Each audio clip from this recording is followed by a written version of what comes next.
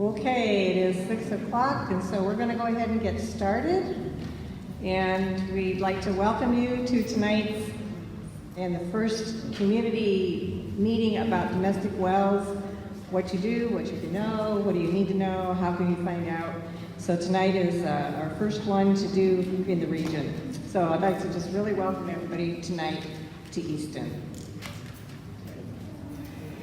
This workshop is for people in Easton and our neighbors outside of Easton, because everybody that lives here in Easton, unless you're in Easton Village, has a well, and if you live in the outside area, you have a well. And all of us know that our wells are vulnerable and to contamination as well as going dry. So tonight, we're going to know what do you need to know about your domestic well. And the whole purpose of this workshop is to inform you about your groundwater levels and some common contaminants, how to not get caught with a dry well, what to do if you are caught with a dry well, and how to test for nitrate and other contaminants. There are several presenters tonight. Easton Community Service District is hosting this meeting, this workshop. My name is Sue. My last name is Reese. I always spell it R-U-I-Z. And I'm the president of Easton Community Services District, and we are, I am, and the service district are really passionate and committed to helping people have information about water, about their drinking water and water for their household use. And so I work at Self-Help Enterprises, which is the last one on this list, and Self-Help Enterprises is that table over there. I work there, and so I work with these agencies that you're going to be hearing from and talking to, and we just kind of pulled all this together, decided to do the first one here in Easton because of that relationship that I have with these agencies. And so y'all are our guinea pigs, but that's to your benefit, because you're going to get some good information tonight. So the agencies, really quickly, that you're going to be hearing from are, I'm going to give you some information from the service district about Easton Water per se, and then the North Kings Groundwater Sustainability Agency, the North Kings GSA is over here. They'll tell you who they are and what they do. Kings Water Alliance, KWI. We have people here from Fresno County, from the Department of Public Health, Erica in the past, and we have a representative from the Board of Supervisors here tonight too, in the audience. So we do have county representation. And then Self-Help Enterprises, and they'll be telling you some of the services they have to offer. Oh, and the most important people tonight are you. You are the ones that we're here for. You're the ones that have to deal with the well. You're the ones that need the information. So you are the most important people here tonight. One of the things that I like to get across is that if you're a domestic well owner, you are responsible for your well. You don't pay for public services to have water delivered to your home. It's your responsibility. It's a big responsibility. It's privately owned. You have to maintain your well. You have to monitor the groundwater, the contaminants, the level. Test it if you want to know what's in it, if you're concerned about what you're drinking. And replace your pump or your well. Like I said, you don't pay for public services. So this is something you need to do for yourself. Crystal, did these folks get one that just came in? Oh, and I forgot to say that I did not get a Spanish translation of the PowerPoint. I'm going through this PowerPoint right now. It's got all this information. I don't have a Spanish translation of it, but if you need one or you know somebody, like a neighbor that would benefit from it, afterwards come see me at the table and I'll get one to you. I'll get it mailed to you.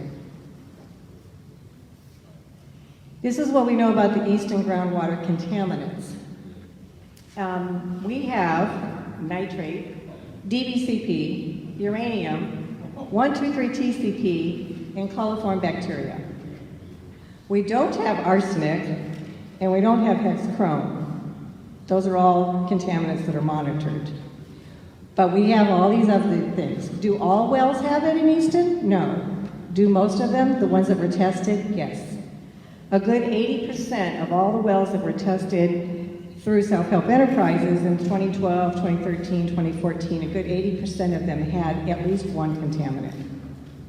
One of them had all of the contaminants in it, and another one had nitrates like 4 times past what we call the MCL, the maximum contamination level, had way, way high nitrates in it.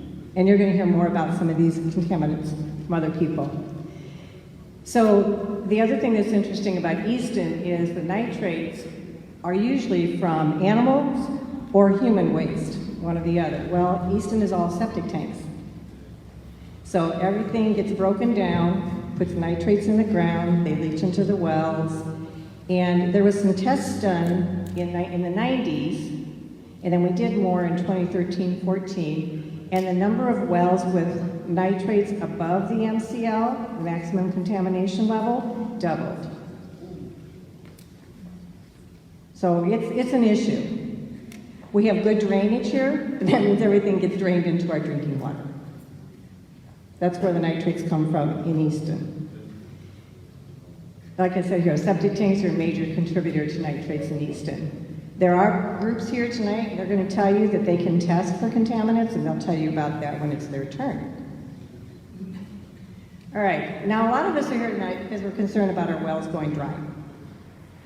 So the groundwater levels, I just did a tiny bit of research. Google, it's easy to do. Droughts happen, and what I saw was that from 1928 to 34 was one of the largest droughts, and then the last one that we just had was one of the longest droughts.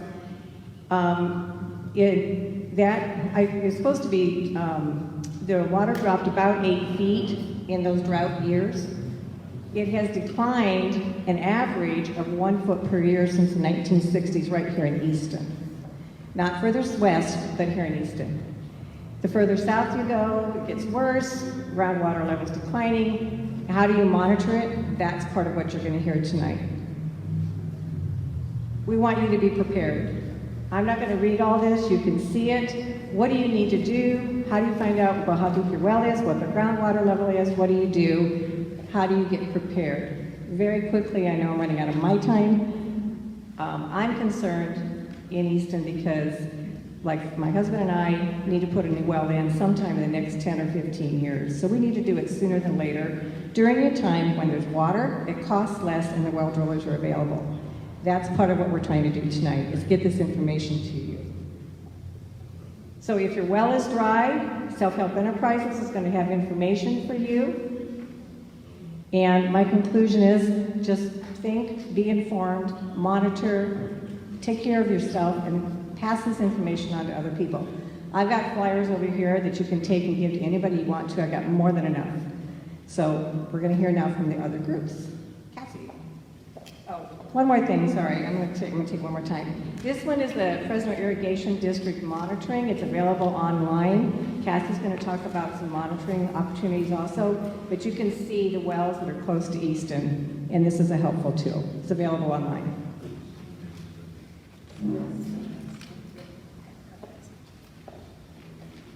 All right, good afternoon, everyone. Thank you for joining us this evening. I have 5 minutes and 5 minutes only, and that's torture for someone like me who likes to talk. So I'm going to jump right in. I'm going to talk to you about Sustainable Groundwater Management Act, and you'll hear me talk about SGMA, you'll hear me talk about the GSA and the GSP. Those are all related to sustainable groundwater management. How are we making sure that we're creating conditions today over the next 20 years so that we have adequate and abundant supply of groundwater available for future generations? And we have until 2040 to do that, but we are starting right away with implementation of projects so that we can create those sustainable conditions starting today.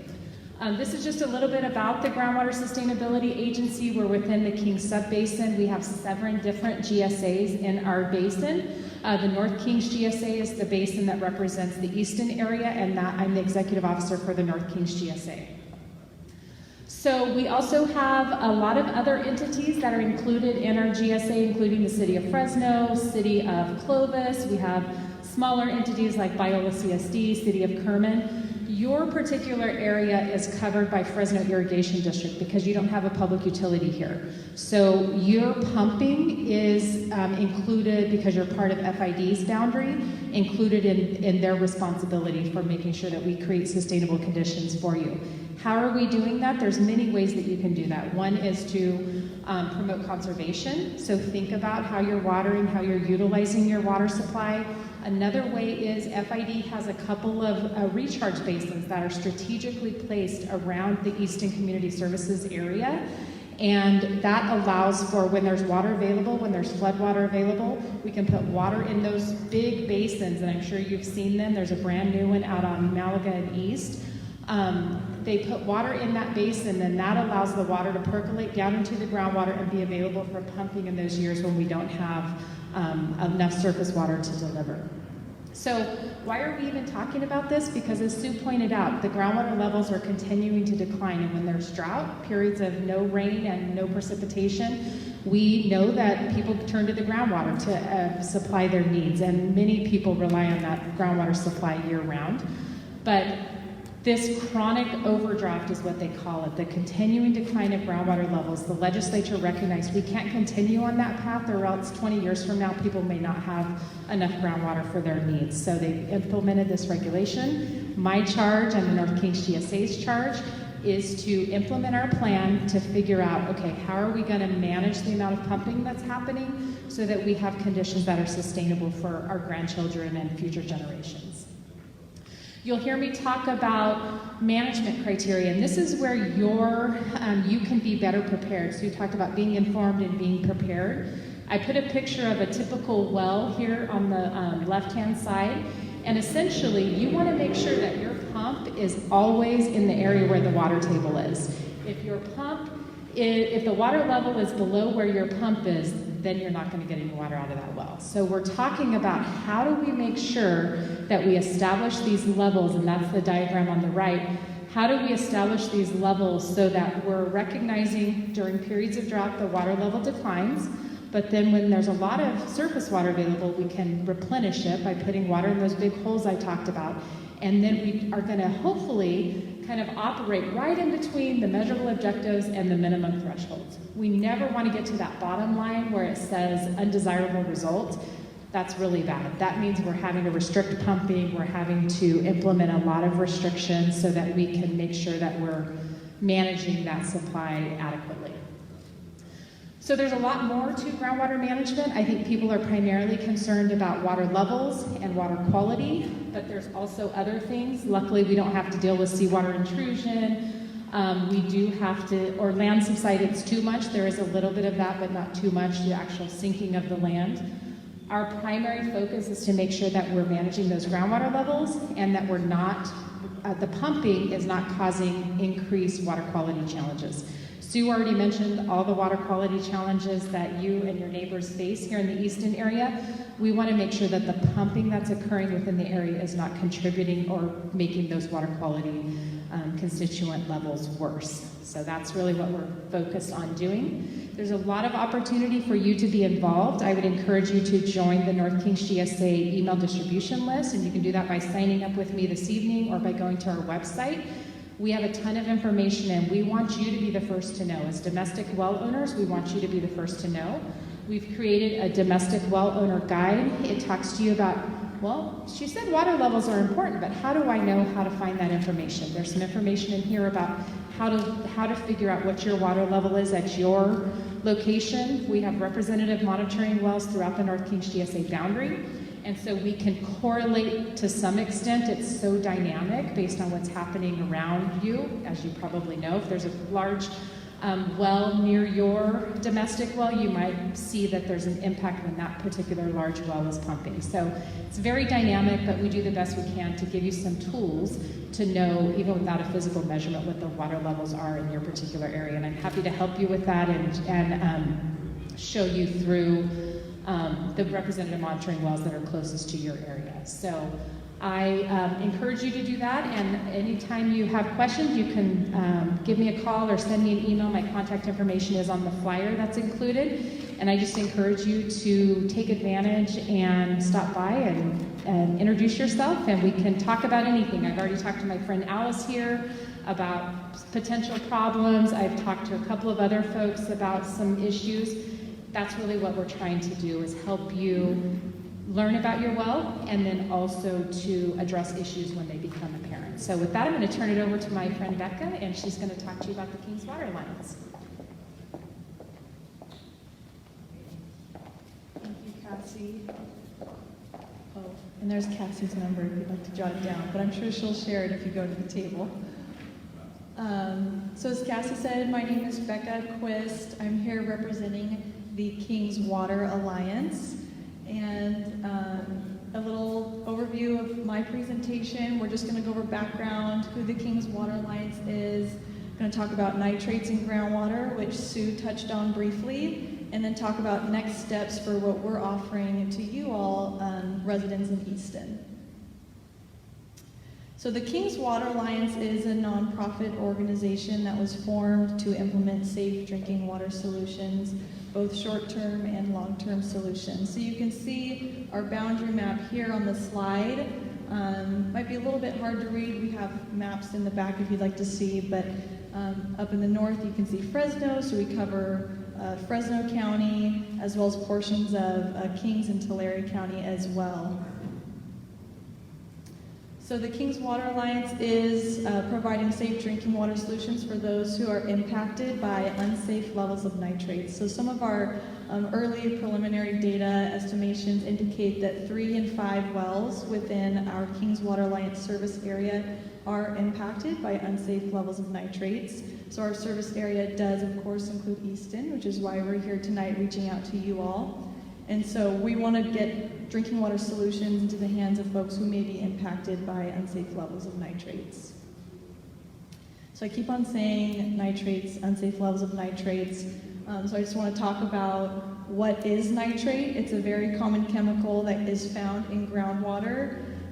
You cannot see, smell, or taste nitrate, so it's hard to know if it's in your groundwater unless you have your water tested. You cannot boil nitrate out of water, and Sue mentioned this, but it's a chemical found in fertilizers, manure, and septic tanks that can leach down into the groundwater. And then, of course, if you're drinking from a domestic well that's contaminated, that would be in your water for drinking or cooking. So it is a constituent of concern that the King's Water Alliance is addressing. So when is nitrate unsafe? The government has set safe drinking water standards for nitrates. So if the limit is 10 milligrams per liter of nitrate as nitrogen, and we want to help you understand if you have an exceedance of 10 or above nitrates. So what we're doing is, this is maybe an overwhelming map, but it's a color scheme from green to red. So green are areas within our service area that our data shows have safe levels, and then you can see it's a spectrum all the way to red, where red shows an exceedance or unsafe levels of nitrates. So this data that we've used to put this map together is imperfect, so you might be able to kind of spot where your home is on the map, but even if you're in a green area, it's best to get tested. There have been exceedances still at individual wells in those green areas, but this will just give you an idea of where some of the hot spots are located within our area. So what you can do is we're offering free well testing for nitrates for domestic well owners that you can take advantage of now. So at our table back there, we have well test request forms. We will work with you, come out to test your well for nitrates, let you know if there is an exceedance at the well, and then provide free bottled water delivery to your home. So we've contracted with Sparklets. So once we do that well test, we'll let you know whether there is or is not a nitrate exceedance, and then you can enroll in our bottled water program. So this is part of our short-term drinking water solutions. You would get 2-week deliveries from Sparklets, 5-gallon containers, and when you finish a container, you put it outside, they come pick it up, and they drop new containers off. So one other solution I wanted to mention, besides just the bottled water, we do have fill stations or kiosks. So those are located in Hanford, Kerman, and Dinuba if you would like to take advantage of those. So you can take anything from your individual water bottle to go to a 5-gallon container to fill up at those fill stations. And if you go to our website, kingswateralliance.org/fill stations, you can find the exact locations to those with Google Maps links. If you'd like to know more about the health impacts of nitrates, you can find additional resources on our website. So again, the link is on the screen there, kingswaterlines.org/safe-drinking-water. You'll find information about just nitrate FAQs from the State Water Resource Control Board, the EPA, as well as additional resources for you to access online. And of course, like Cassie did, I'm going to take advantage and say, please stay connected with us. So we have an email sign-up list so you can stay updated on all of our events. We'll provide pertinent information. We develop resources. Frequently, we have a YouTube account where we're developing informational pieces about what we're offering about nitrates. And so we encourage you to sign up for that and also to go to our website. And if you're on social media, we have a Facebook and an Instagram. So tonight's event is being live streamed on our Facebook. So if there's ever a time that you want to tune into one of our events, we want to continue to offer that option as well. So thank you. That is all I have for now. But if you'd like more information on what we're offering, please visit us at the table. Like I said, we have those well test request forms. And so you can pick one of those up this evening before you head out. And I'm going to hand it off to Fresno County.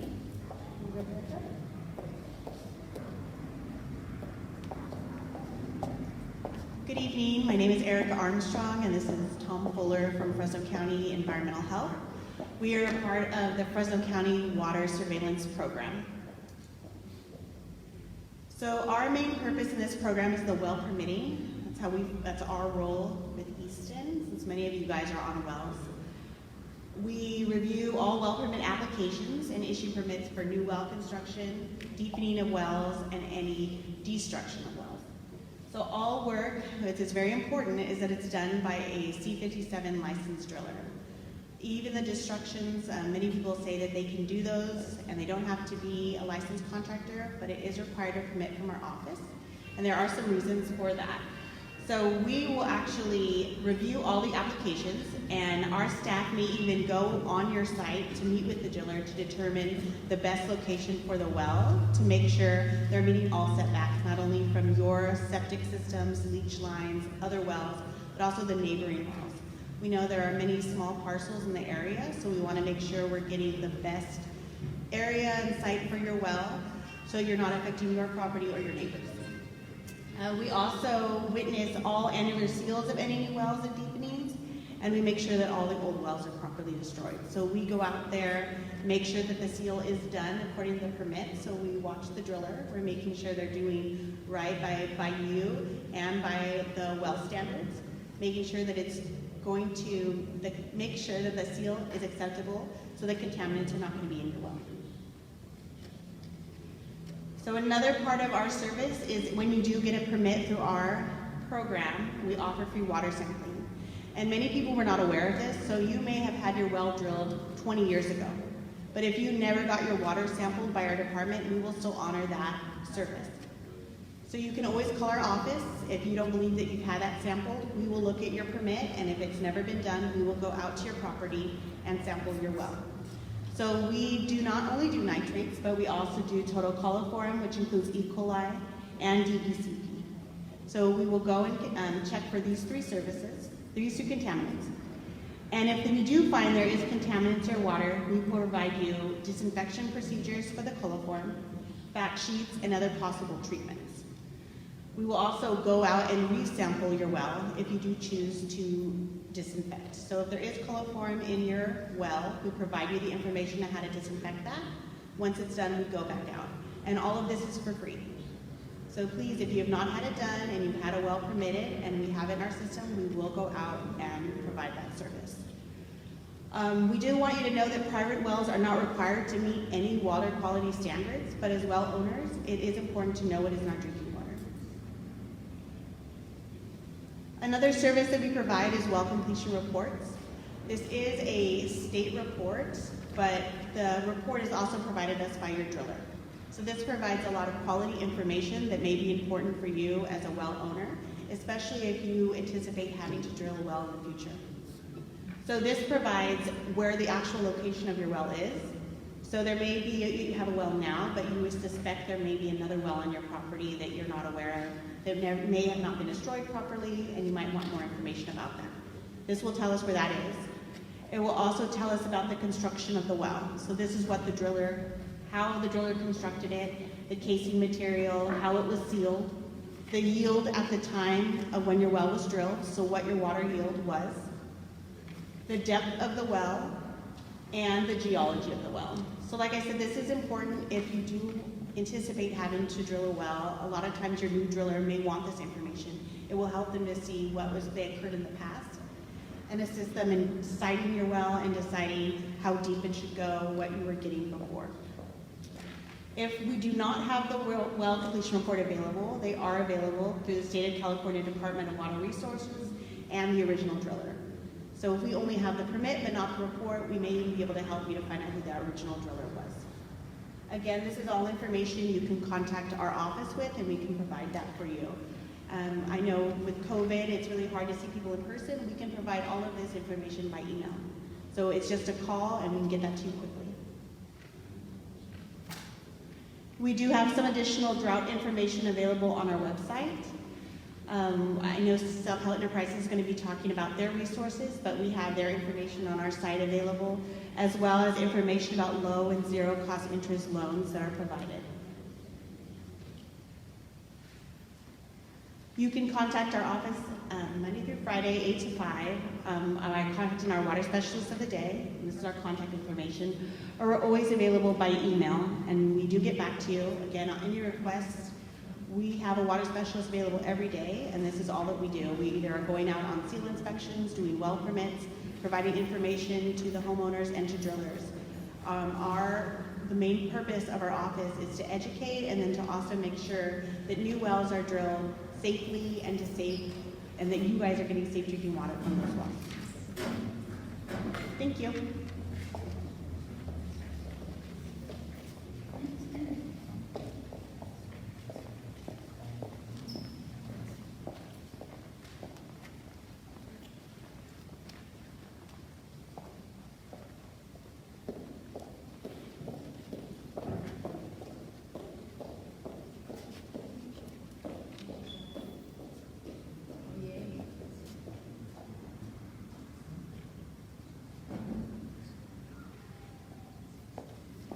Great. So, good afternoon, everyone, or good evening. My times are off. My name is Angela, and I work with Self-Help Enterprises. My colleague here, Laura Satterley, is here as well.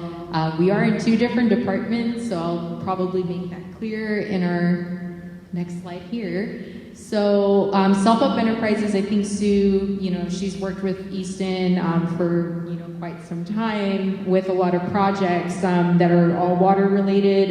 So Self-Help is a nonprofit housing as well as a community development organization who our main mission is to really work together with low-income families to build and sustain healthy homes and communities. So we are full housing. We offer services for affordable housing as well as, building your own home, and then also helping with first-time buyers who want to purchase their own home. We have that sector in our organization to support low-income communities here in the San Joaquin Valley, but we're also very focused on water and sewer projects and also emergency services, which is where Laura works primarily in, so that we can help a lot of communities during, very times of crisis, whether it's, with the drought or whether it's, COVID, as well as with natural disasters that we've been facing, as well with wildfires as well. So we're pretty much a really well-rounded organization, really here to help a lot of our communities with having the resources as best as possible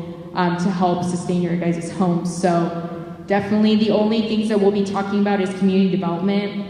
And mostly it's going to be Laura. She's going to be talking about the water quality as well as the water sustainability programs at Self-Help to just show you guys what's going to be available if you need either support with well drilling or even also support with helping with your water quality in your well. So I'm going to pass it to Laura.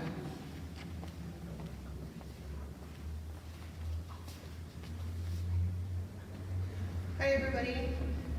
So my name is Laura, as Angela mentioned, and I work in emergency services, and I'm the water quality manager. So there are 2 different departments within our water team that we have at Self-Help, And the first one is water sustainability, and they provide emergency access to water. So when your well goes dry, you can call our drought line, and they will work with you through the tank and hauled water program to get you that emergency access to water so you guys can cook and take showers or whatever it needs to be done in your household, because water is extremely important during the day with everybody at home. And then also we do have the domestic water well repair program that allows people to financially apply to get a new well drilled. So we help people go through that program if they need a replacement or a well abandonment or even a city connection. We will help you financially go through that process, and it is grant funded. Then also we have the water quality program, which does domestic well assessment. So we come out and we have somebody just look over the well to make sure that everything is in proper order. Sorry, I have all my notes here. And then we do test for 13 different contaminants. So it's total coliform, E. coli, nitrates, perchlorate, arsenic, chromium, and a few others on here. So we go through all of the testing through that program. And then at the end, if you do have any issues, we provide a filtration device to help mitigate those issues and take care of those issues for you through that program. And then also at the very end, if you want to call for a well assessment for us to come out and take a look at the well, potentially go through the water quality program, or even the, if you have a failing well or a low producing well, then you can call our number up there and we'll have somebody come out and take a look at everything. Just provides a little bit of peace of mind. And then last, if you are having issues with your well, so like a failing well or a low producing well, or even water quality issues, we do provide bottled water services. And they are through Sparklets as well. And if you want to call the bottled water line, they will give you all of the information that you need for that program. And I appreciate your time tonight. So if you have any questions, feel free to come over and talk to Angela and I, and we'll answer all the questions you may have. And I'm going to turn it back over to Sue. This is just, before we wrap it up, and you guys have time to go around all the tables, for anybody that came in late, and if you missed some information, go to all the tables and pick up what's available and talk to folks.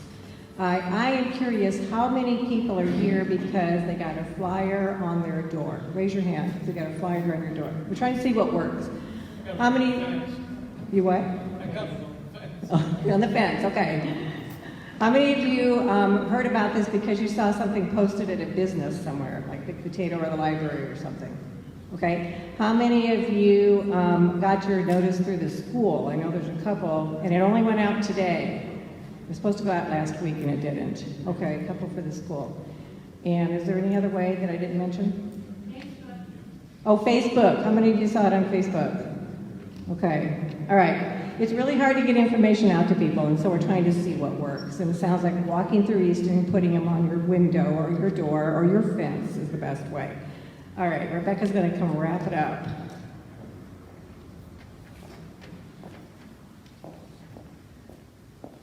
So we have to do our exercise and walk around our communities.